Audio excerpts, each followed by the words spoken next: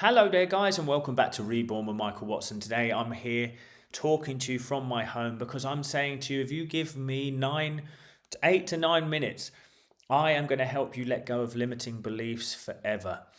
Once I understood that my life is being controlled by my inner belief system, I realized it was time that I let it go. Your inner beliefs are simple, and it is simply this. Limiting beliefs, what are they? They are just the beliefs that are holding you back because we have decided, even before we try, that we cannot do something. Or we've decided, even before even thinking about it, that it's not for us because of where we grew up, because of what's happening in our lives, because of what we perceive to be true or not. Truth is subjective.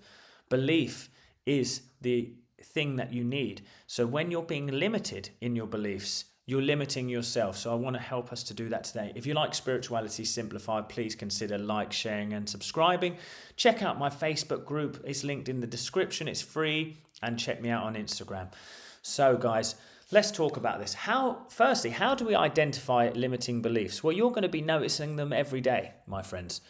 You're going to be noticing them every day, but they may not be as clear for you. One of the best strategies I have seen to identify limiting beliefs is start to make a list of what you want to see coming into your life. Now, when I speak to clients and I say, what is it you actually want? They struggle to say their truth because they start to say, for example, I would like to manifest, a 100K a year job. But they go, no, actually, I'll make it 60. No, I'll make it 55. Oh, I'm not sure. They're scared to put themselves out there because they think, I just want to be realistic. Now, being realistic and obviously not pressuring yourself is good. We don't want to put a pressure on it.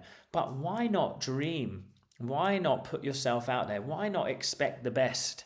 So one of the best ways that I've found to identify your limiting beliefs is start to make goals on where you want your life to be. Okay, so you can start to put it into sections. This is what I want my relationships to look like. This is what I want my business and my job to look like. This is my health. This is my travel. This is my thing. Start to write a list of those things that you want down. Notice yourself when you're writing that list. Which ones are making you feel uncomfortable? Because your body is, and I've said it many a times, it's the lie detector. It's the thing that's telling you how you actually feel about that situation, because you'll start to think of, traveling the world with your family while still working. I feel you get it up there. You'd start to notice a tension. And that's where you can start to notice your limiting beliefs.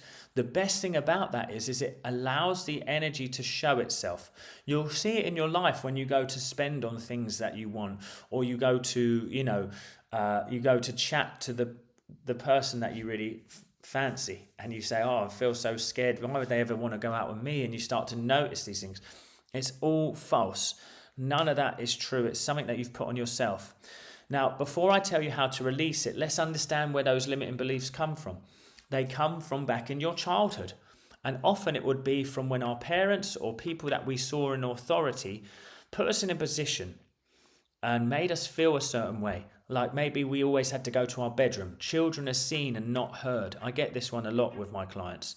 Or it could be that they said, you should be more responsible. You're the eldest. You've got to look after them. You need to help me more. You need to do this more. You need to do that more. Now they have a belief of, I should be perfectionism. I should have so much responsibility. I should do this. It's a limiting belief. And those beliefs start to express in your life until you deal with them. So if your limiting belief is, my family was poor, so I'll be poor. My parents always said, you're going to grow up poor just like us. Now I just express it. But I expect it. You see what I mean? So we get what we expect. So that is what's happening. Your limiting belief keeps expressing.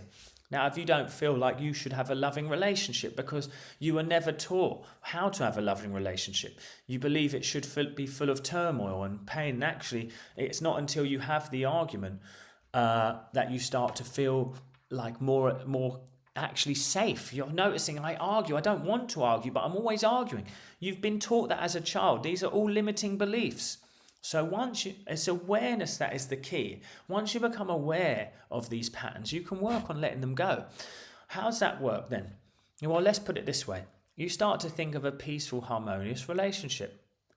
And then you just notice yourself as you'll go through it, and you'll have a couple of days where you notice it's peaceful and harmonious. In real time, you can start to notice the shift in your energy because your body will start to physically do it. You'll start to notice that they're bothering you, that little things that they're doing is starting to be bothersome. All of these things like this. And so my point is now you become aware of that energy. You can start to scan through to that energy and become the observer. Okay, now I know what I want. I know the parts of me that are feeling restricted around it. Now I can sit and observe those things until they release. From there, we create an image or we start to say a prayer on that which we do want once it's released. So say it is a loving, harmonious relationship. When you're seeing that, you breathe, you let go, you become clear on the imagery that you want in front of you. That could be your partner kissing you, hugging you, loving you, wanting you. And then the key after that is don't keep going back to the pattern if life isn't representing it immediately. The same way as it took you time to build those limiting beliefs, it is going to take you time to let go of those limiting beliefs. The other step that I'm trying to say to you is not just writing down your goals. Notice how you are in life. Notice how you react around subjects that you'd like to be different. So if there is monetary issues, notice how you're reacting when a bill comes in or when something happens. Become aware of those reactions. They are showing you your belief set. They're showing you what you believe. So if a bill comes in and you feel overwhelmed by it, it's that belief, I never have enough. It always happens to me. Why does this always happen to me? That's what we're playing at. That's what we're playing with here. And so my point being to you is you must become the one behind it who notices. Now, I go in this deeper in other videos. This is not for today. But you sit behind all of that and just become aware. So your awareness is like a light. The light, the divine light, it's your divine self. It will shine upon this darkness, which is the limiting belief, and it will start to leave.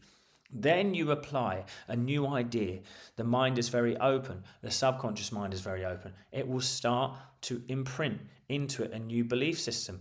I had a client today who I just said to her, your self-talk is detrimental. You're saying you can't do this. It will be difficult. This is going to be hard. It's all things that we put in front of us just to kind of make ourselves feel safe with the idea of failure. But it's okay. It doesn't matter whether you expect it or not. It doesn't matter if you fail or not. Expect the best, and the best will always come. And you do that by letting go of your limiting beliefs and changing the inner self-talk. I hope this helps you today, guys. I'll see you at the next video. If there's anything you'd like me to talk about, comment down below and I will. Speak soon.